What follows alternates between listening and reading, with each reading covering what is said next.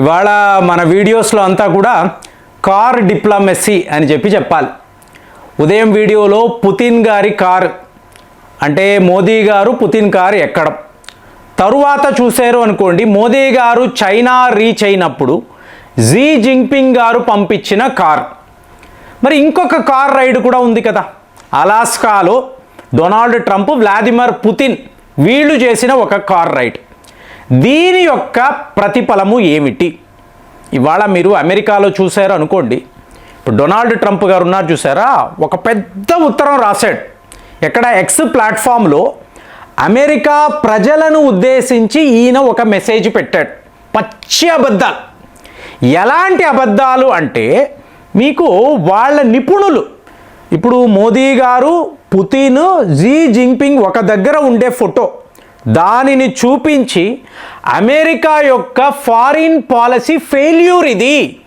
ఇప్పుడు వీళ్ళందరూ ఏమనుకున్నారంటే, మామూలుగా మీరు నేను కూడా ఇదే కదా అనుకున్నాము, భారత్కి అమెరికాకు మధ్య మంచి ఫ్రెండ్షిప్.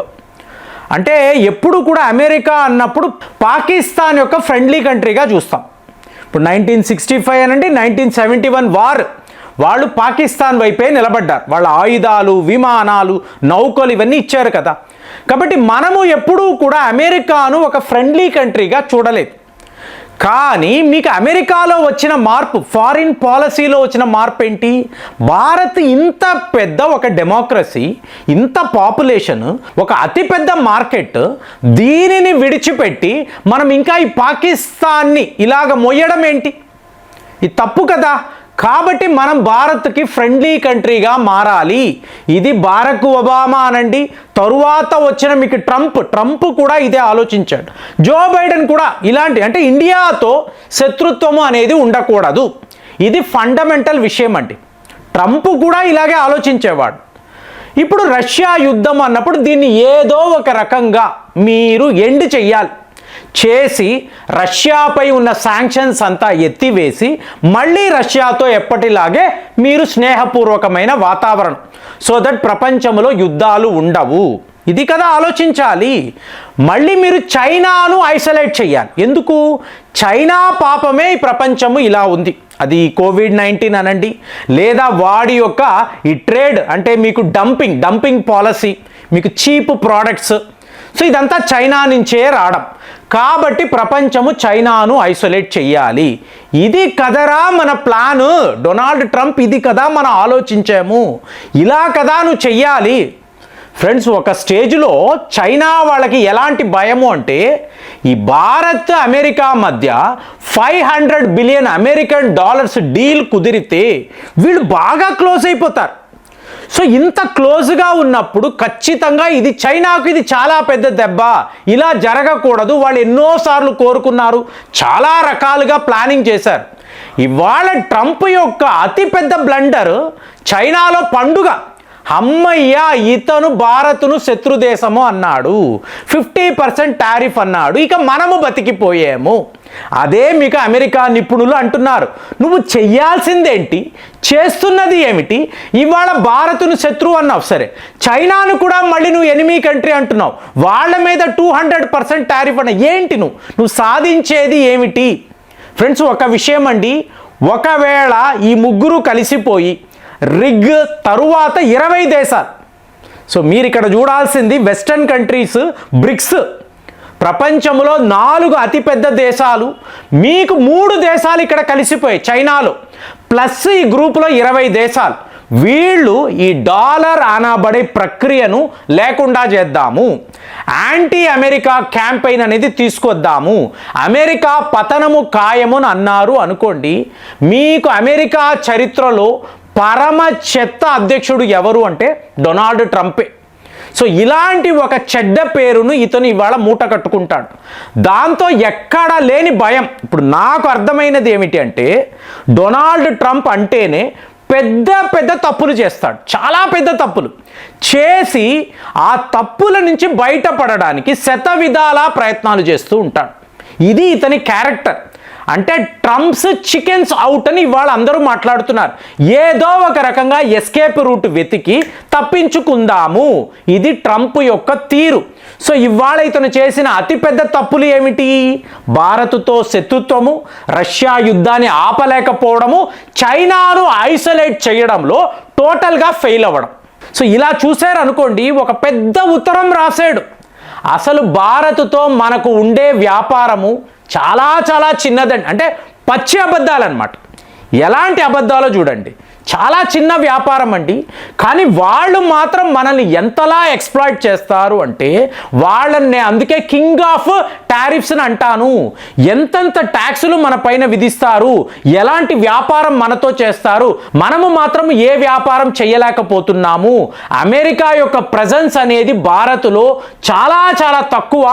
కాబట్టే వాళ్ళ మీద నేను ఇలాగ టారిఫ్స్ విధిస్తున్నాను, వాళ్ళని ఇలా శిక్షించాలి, ఇన్ని రాస్తున్నాడు. మరి ఇందులో నిజాలు ఉన్నాయా అంటే మీరు చెప్పండి. ఇప్పుడు మనము వాడే కంప్యూటర్ మైక్రోసాఫ్ట్ ఎక్కడి నుంచి వచ్చిందండి?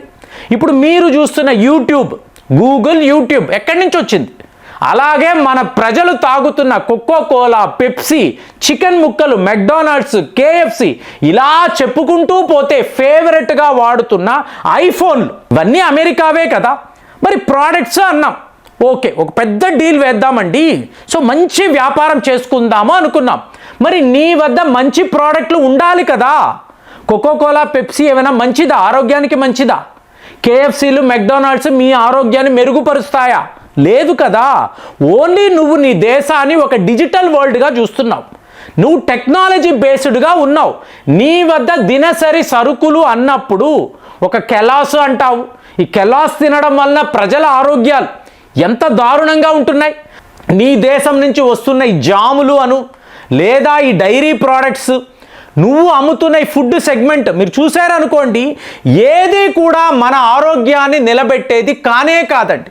అది చీజ్ అనొచ్చు, లేదా మిల్క్ ప్రోడక్ట్స్ అనొచ్చు, ఏదైనా చూడండి.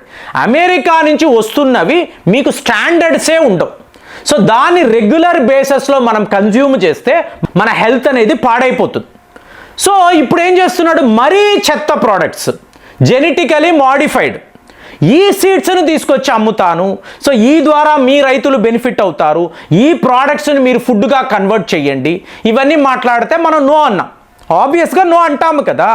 సో ఇలాగా నువ్వు ఒక పర్ఫెక్ట్ ట్రేడ్ పాలసీ లేదు, ఫారిన్ పాలసీ లేదు, నువ్వు చెప్పింది వినలేదు అని కోపం చేసుకొని అలిగి మా మీద టారిఫ్స్ అంటే, అది ఇంత పెద్ద దేశం, భారత్ లాంటి దేశం, మరి మనకున్న ఆల్టర్నేటివ్ ఏమిటి? ఆటోమేటిక్గా అక్కడ మనకు రెడ్ కార్పెట్ వేసి, రండి బాబు మీకోసరమే మేము ఎదురు చూస్తున్నామని ఒకవైపు రష్యా, ఇంకొక వైపు చైనా, ఇన్నిన్ని దేశాలు, సో వీళ్ళందరూ మన కోసరమే వెయిట్ చేస్తున్నప్పుడు మనము ఎందుకు అమెరికా వైపు చూస్తాము?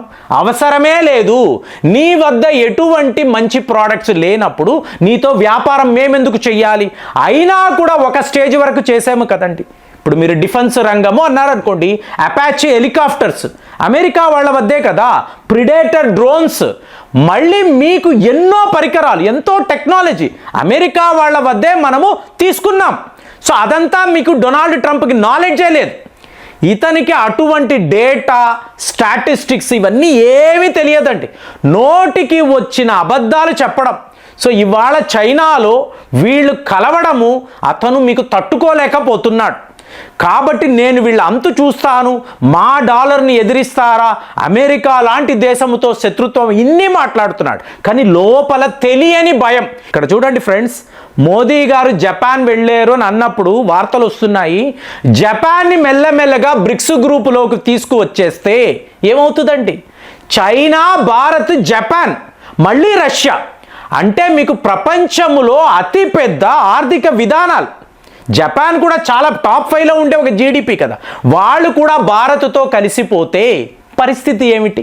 ఇదంతా తెలుసుకోకుండా డొనాల్డ్ ట్రంప్ అడ్డదిడ్డంగా మాట్లాడడము, మీకు ఏవేవో మీకు పనులు చేయడము, టోటల్గా ఫారిన్ పాలసీనే మార్చివేయడము, ఇదంతా మంచిది కాదని ఇవాళ ఆ దేశ నిపుణులు చెప్తున్నారు. మరి వినే పరిస్థితిలో డొనాల్డ్ ట్రంప్ ఉన్నాడా? మీకేమనిపిస్తుంది? కామెంట్స్లో రాయండి.